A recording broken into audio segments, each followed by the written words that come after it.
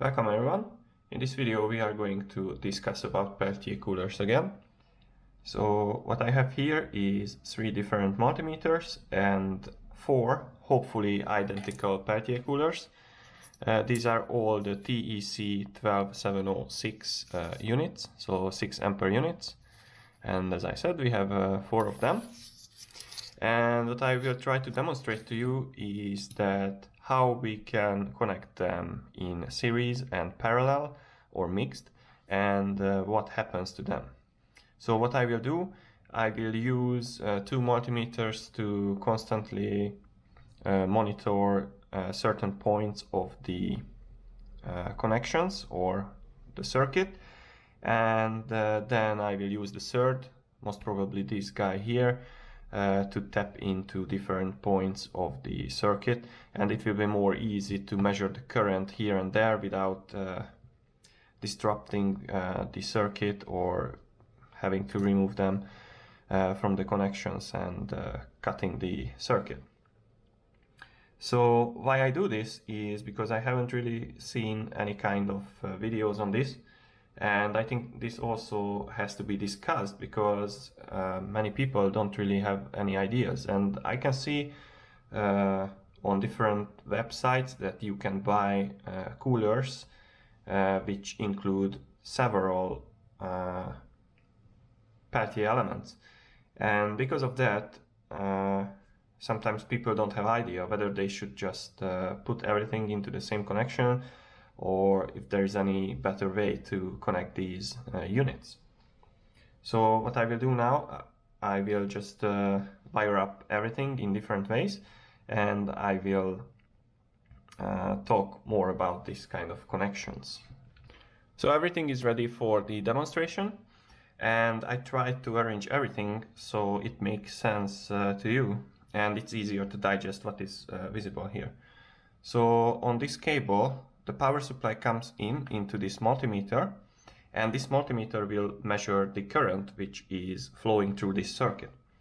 And then the circuit continues through the COM port of the multimeter, and then that's where we connect the positive side of the first Peltier cooler to this circuit. And then negative goes into the positive of the next one, and then the negative of the next one goes to the positive of the next one, and so on and so on. And at the end, in this junction, we go back to the power supply, and also between this point, so basically the ground, and the highest potential point, I measure the voltage, which is now minus 6.6 millivolts, because it is possible that some of these units have different temperatures on their 2 sides. If I start to touch these, so I place my hands over these units, this number should change. And you can see, because now the 2 sides of the Peltier cooler is, or was, at different temperatures, and that through this Z-back effect generates some voltage, and that's what we saw there. The power supply is still off because, as you can see, the current is 0. And I will use this unit to just randomly tap into the circuit. So now, as you can see, everything is connected in series. So we go in, and back to the power supply. So you should imagine these things as resistors, because in fact, thermoelectric coolers or Peltier coolers, from this perspective, they are just resistors. So now what we have here is a voltage divider with 4 units. So for example, if I apply 3 volts on the circuit, which means that between this point and this point, so the positive and the negative side of the power supply, we apply 3 volts, then the 3 volts is divided into 4 parts. So each individual unit will experience 3 divided by 4, or 0.75 volts. And what this means is that we also limit the current. So whatever current we have through the circuit, so let's say we have a power supply which allows 10 amperes or 20 amperes, whatever is the number. You cannot run that amount of current with such a low voltage because each unit is only at 0.75 volts, which means that that voltage value based on the R equals U over I, so the Ohm's law, so the voltage limits the current which can pass through it, and that will be demonstrated by measuring the different points with the third multimeter. So I apply such a low voltage because I don't want to connect anything to a heat sink or something like that. So now the cold sides are facing upwards and the hot sides are the other sides, obviously. But I measured it already and their maximum temperature is around 37-40 degrees Celsius. So especially now when I run them in a series, they won't experience any bad thing due to too high temperatures or something like that. So that will be fine. So now I turn on the power supply. So what you should see here is that this should show around 3 volts, and I don't know what will be the current, but possibly it will be quite low. So power supply is on now. So as you can see, we are almost at 3 volts. There is a small voltage drop as compared to the 3 volts shown on the power supply. And you can see that we have 200 milliamps running through the wall circuit. So, as I said, if I tap into a random, let's say, resistor or element in this circuit, then it should show roughly 0.75 volts, because the 3 volt, this is divided into 4 equal parts. And obviously, it will not be exactly 0.75 volts, because they don't have the exact same resistance, but roughly they have the same resistance. So therefore, we should measure something around 0.75. So I try to put this somewhere where you can see the screen properly. So I reorganize this chaos a little bit, and now you should see. So DC voltage 0. So let's go for this unit. So as you can see, or hopefully you can see, this unit, let's say it in a simple term, starts here and ends here. So I have to tap into these two parts, and it should show something around 0.75 volts. So plus and minus. And you can see that it's jumping a little bit, because the temperature of those things are changing a little bit, so they are not stable. But you can see that the voltage is somewhere 0.75, somewhere. It's jumping around. And if I continue, so now we tap into this, which means we measure this and this point. That should be also roughly the same. Once I manage to touch it properly. So you see. So each individual unit experiences the same, 3 divided by 4, roughly. And now if we measure the current, this will be not an easy task because this is made for larger currents, but we can see that 0.25, 0.2 amps are running. So what we see now is that each individual unit, because this is in series, experiences the same 0.2 amps, which is visible here, because here the current is not divided. So they experience the same amps. So as you could see, each individual unit are running at the same voltage, but not at the same voltage as the power supply, because we divided it, but they are running at the same current as we feed through it. And for example, now I just checked this if it's warm. No, not at all.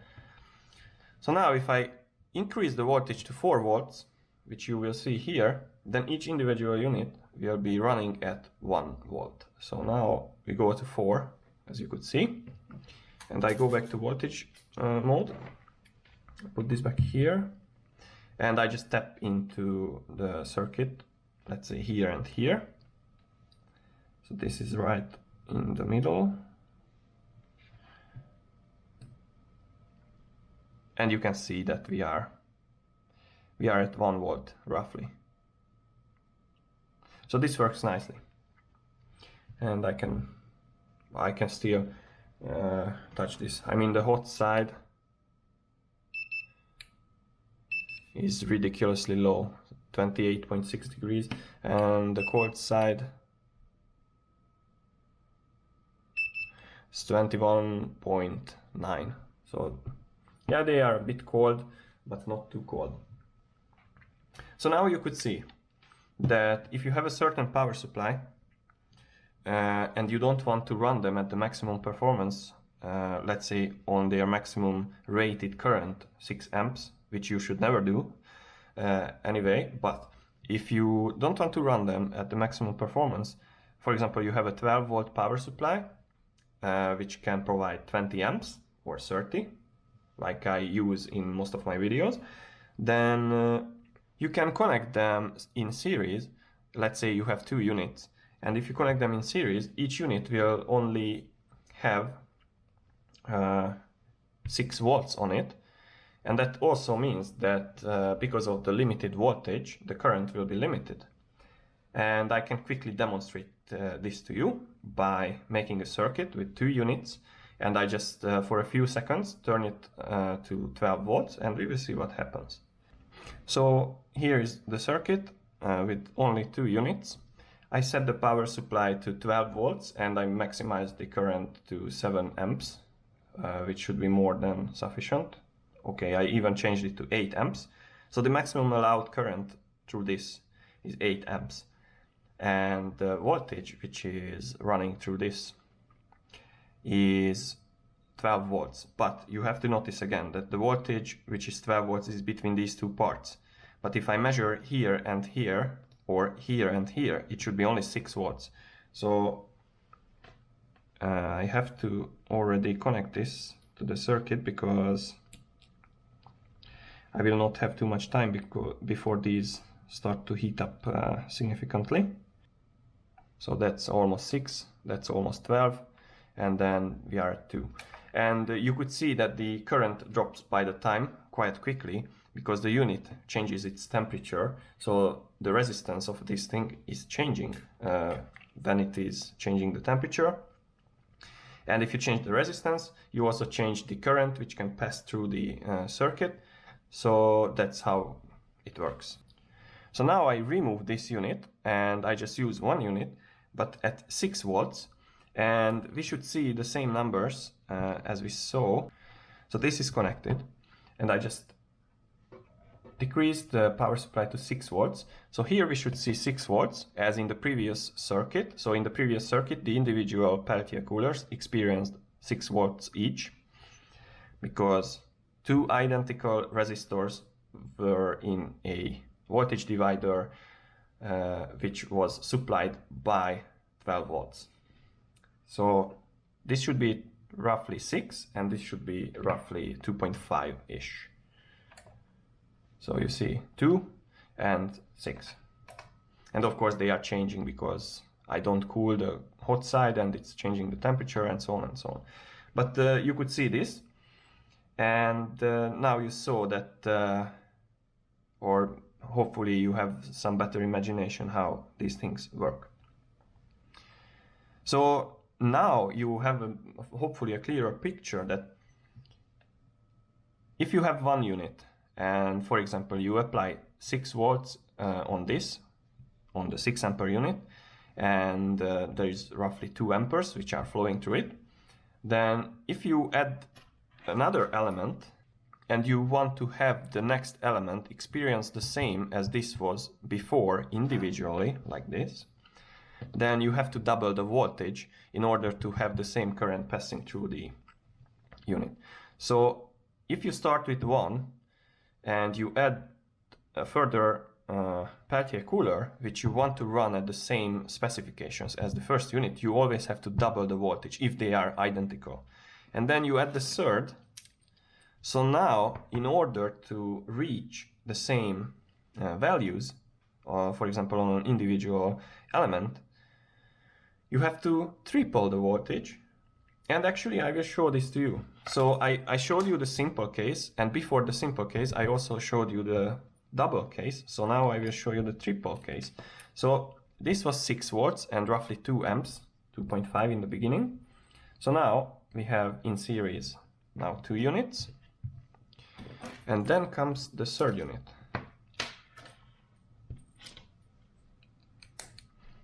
So you see, it's a series. So now I connect the power supply. So now I set the power supply to 18 volts. So 18 volts through, let's say, between these 2 connections, but each individual unit will just experience roughly 6 volts, and I will show you that. We measure the voltage on this unit. This should work better. So negative comes here to the negative side of this unit, and positive comes here. So this should be around 2 amps, this should be around 18 volts, and this should be around 6. So I'll just quickly turn it on. So 18, roughly 6, roughly 2. So you could see that to reach the same as in the individual case, we had to triple the voltage in the 3 case. And now, just for fun, since my power supply is capable of doing that, now we go for 4. So now again, let's say we monitor this guy. And now 4. So in one case, to run this unit at 2 amps, we needed 6 volts. And to run 2 units at 2 amps, we needed 2 times 6 watts, 12 watts. To run 3 units at 2 amps, we needed 3 times 6 watts, so 18 watts. So for 4 units, we need 4 times 6 watts, so 24 watts. So if you apply 24 watts between this and this point of the circuit, so between the positive and negative side of this huge voltage divider, then you should be seeing roughly 6 volts here. And of course, I'm just rounding up the numbers because there is a little bit of voltage drop and so on. But so here you will be seeing 24 volts, which is applied between this and this point. Here you should see roughly 2 amps. And here you should see roughly 6 volts. So let's turn this on.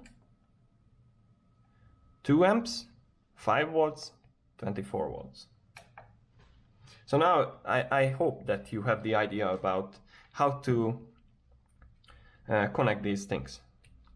But if I try to summarize it, then once again, if you want to run them at the same current, but if you have multiple but similar units, it's very important that they have to be similar. Otherwise, you have to calculate in a different way.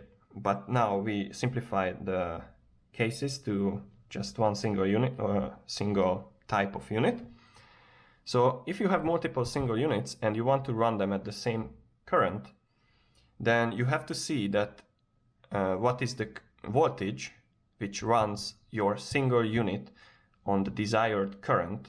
In our case, it was 2 amps. So I wanted to run these things at 2 amperes. And 1 unit required 6 volts to realize that. So now you will know that if you have 2 units, you will need twice the voltage. If you have 3, then you need 3 times the voltage. If you have 4, and so on and so on. So this is just one way.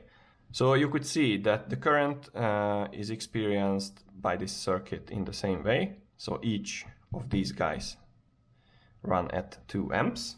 And I can show you just, we just measure into this random circuit. So still everything is at 24 volts. So here you should see 24. And we are just measuring a random current here. I have to set the relative here and we go. So 2 amps. So at any point of this circuit, we have 2 amps flowing through. But for that, we need high voltage, because basically, if you want to imagine this in a very simple way, the voltage that pushes through the electrons through the circuit. What I mean by that is that the voltage is basically the potential difference. And the higher the potential difference, you have, let's say, more force to squeeze the electrons through the resistors. And this happens here precisely. So we added these resistors in series. So we increased the resistance of the whole circuit, basically. So this now 4 times of the original circuit. And what we have to do is that if you increase the resistance, you have to increase the voltage in order to keep the current at the same level.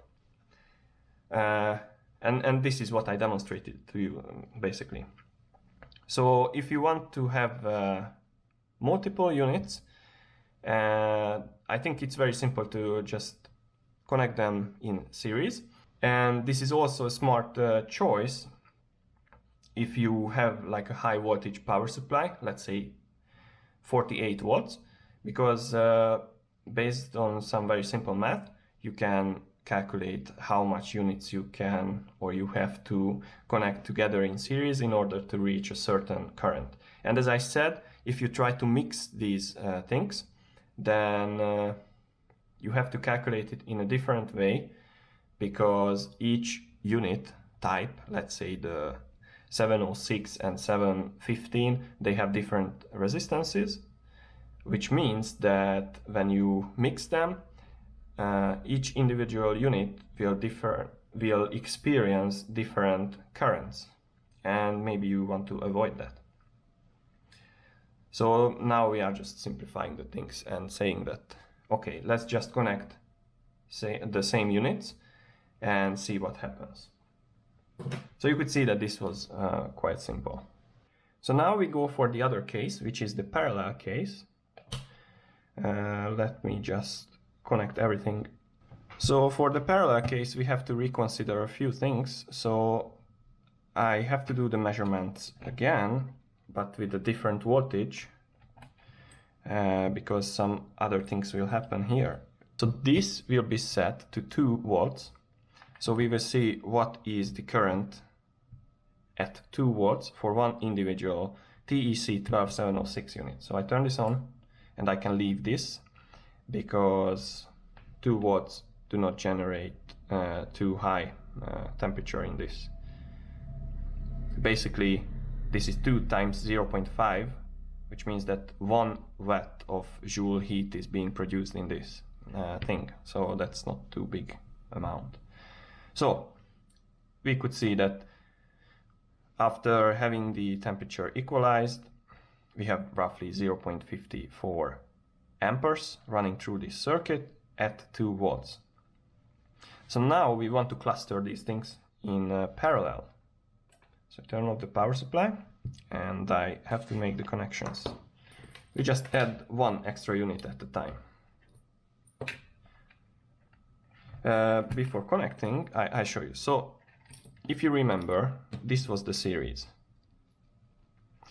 So maybe it's easier to see it if I demonstrate it like this.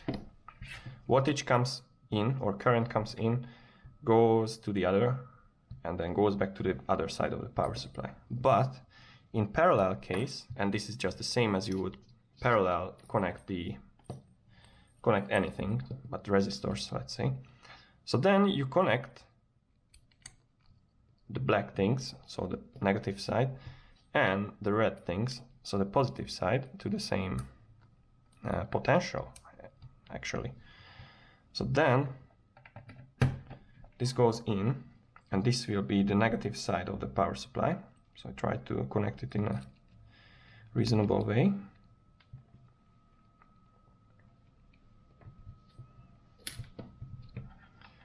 And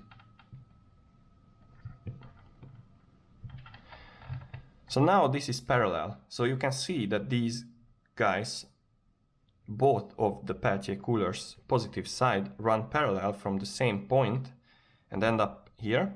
And then both of these negative sides run parallel to the same point, and then they go back to the power supply. So now we are still at 2 volts, but guess what? Now you have to double the current in order to maintain the same voltage. So if I turn on the power supply, now these 2 units will draw roughly 1 amps at 2 volts. So this should show you 2 volts and this should show you 1 amp roughly.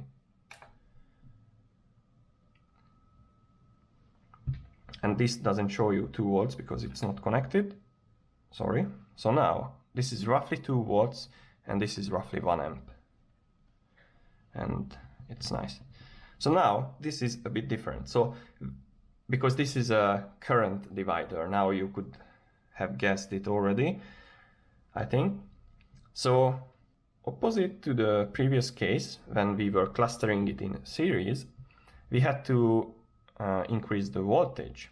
But now if you cluster it in parallel, you have to increase the available current. So now I'm feeding 1 amps to 2 units, and that is 2 volts. And with the voltage limited to 2 volts, 2 times 0.5 amps is running through the circuit. So now I turn off the power supply and connect our third unit parallel to this circuit. So we just go to the junction here and we go to the junction here. So now guess what? If we have 3 identical units connected parallel to the same junctions, what will happen? This should read 1.5 amps. This should be still at roughly 2 volts when I power on the power supply. And this will, as the temperature changes, you can see the voltage increases and the current drops. So 1.5 as we would expect, and 1.7 now. And why is this happening? And how is this changing? So now what we have is that each individual unit is basically at the same voltage. So that means that when you feed 2 volts to each unit, or 1.8 now, then they will draw the current corresponding to that certain voltage. So now these points are same. They are on the same potential, basically, or potential difference between these 2 points, and that will result in the same current draw. So now, in the parallel case, you added the current values. So now I will turn off the power supply. I connect the 4th unit. So now what would happen in this huge chaos, this is the last unit, I just could not put it anywhere, but it doesn't matter here. So now this should be around 2 amps and this should be still at 2 volts. So now the temperature is changing, so the ampere value is dropping, and then this will increase. So roughly you can see that the connections are not the best, but you see the most important thing. So we added the 4th unit in parallel still, which means that each unit is at the same potential, so 2 volts roughly. Now we have some voltage drop because of the connections and everything, and the units. So now you could see that we have 4 times the individual value, and we haven't changed the voltage at all. So if you compare the parallel and the serial connection, in serial connection you always divide the voltage, because that's a voltage divider, of course, and in parallel connection you always divide the current, because this is a current divider. You have to think about Kirchhoff's laws. So the amount of current flowing into the junction should be the same which is coming out from the junction. I think Electroboom has very good videos on this. So I don't try to explain it in a better way than him, but this is basically one of the representation of those 2 laws. So that is all about how the junctions behave when you apply the voltage in different cases, like parallel and serial connections. So now you can see that, okay, we just have 2 volts, but we are consuming 2 amps at the same time. So that's very nice. But this is not a good idea to do something like this if you have a lot of units, because if you have a power supply, which is, for example, this 12 volt 30 amps power supply, you can add a few units, but they will try to run at the maximum current, because if you put this on 12 volts, it will run on the maximum available current, which would be allowed to run through this unit when you apply 12 volts. So let's say that's like 2.5 amps or 3 amps. I don't remember the number exactly.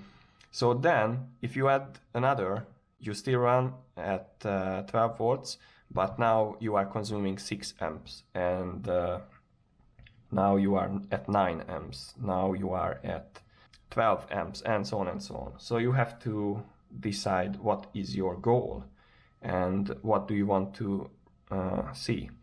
So I guess for Peltier coolers, the best is to design your own connections, and that will be always a mixture of parallel and serial connection, and I will show you that as well. So I just disassemble everything and I show you what I mean, because this is, I think, if you understand this principle, then you can have a very good cooling without worrying about power supplies. Because if you have a certain power supply which is not variable power supply, or you just want to, for example, stack them together without having different power supplies and so on, then this will be your way to go to connect them in series and parallel and so on. So what we do now first is we make a serial connection between these two guys, and we measure the voltage dropped through these two connections. We connect one unit parallel to this. So what I do here is I go to this junction again, and I go to this junction again, and we start with this. So this is not needed right now.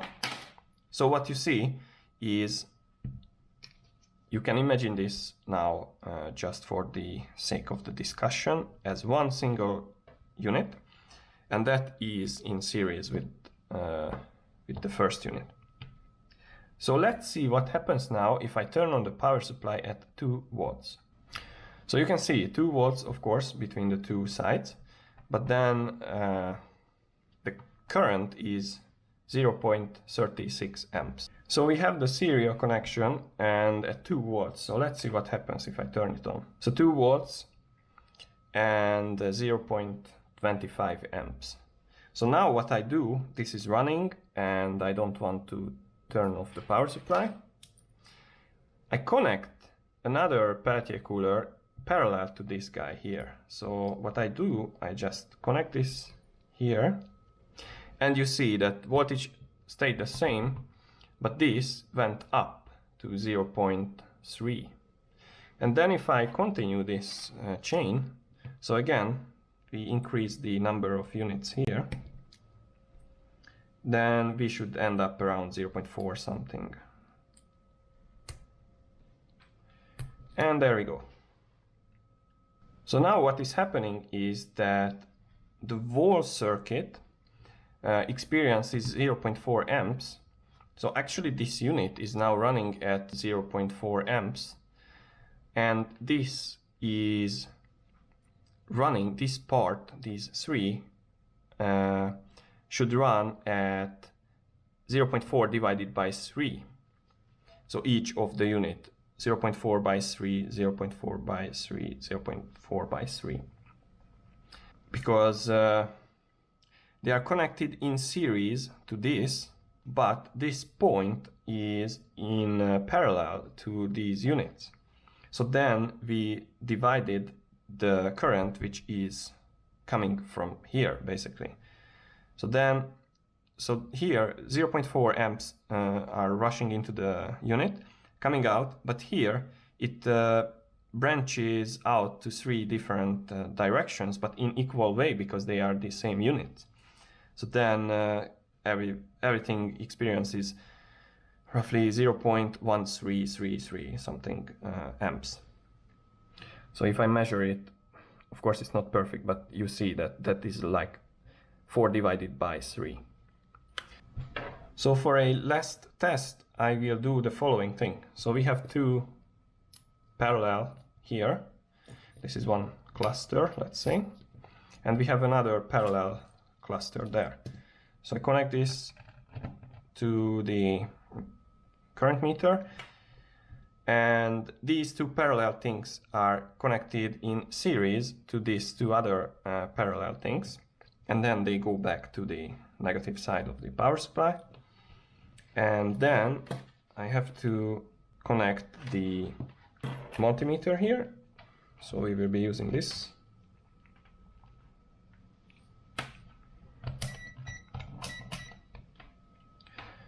So first of all, let's measure the voltage across the wall thing. So 2 parallel connected in series. So I apply 2 volts.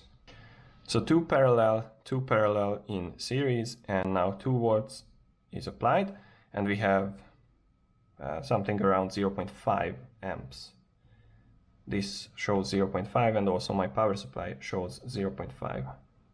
And also the total voltage is measured across the wall circuit. So now I put the negative side here. So it is measured in between these 2 points. And now you see that the voltage, well, went crazy a little bit, maybe due to poor connections, but it's roughly 1 volt. And also if I do it here, of course this will be negative because I don't flip the polarity. This is the same, -1. So these units are a bit different, so that's why we see different readings. But yeah, so what happens here is, let's say they are equal, but here we divided the input current, and also the voltage is divided across the wall thing. So this is a bit more complicated, but still you could see that each of these parallel unit, or each of these parallel sections, got 1 volt each, but since there are 2 parallel units in that, they draw 2 times the current which can be drawn at 1 volt. And the same applies here, because this is the same. So at 1 volt, this section of the current draws twice the current that 1 unit would draw because of the parallel connection. So now let me connect the voltmeter back. We have 2 volts. So now I increase the voltage to 4 volts. So each part will experience 2 volts. Therefore, the current here should be much higher. So 4 volts, as you can see, this will change because of the temperature changes.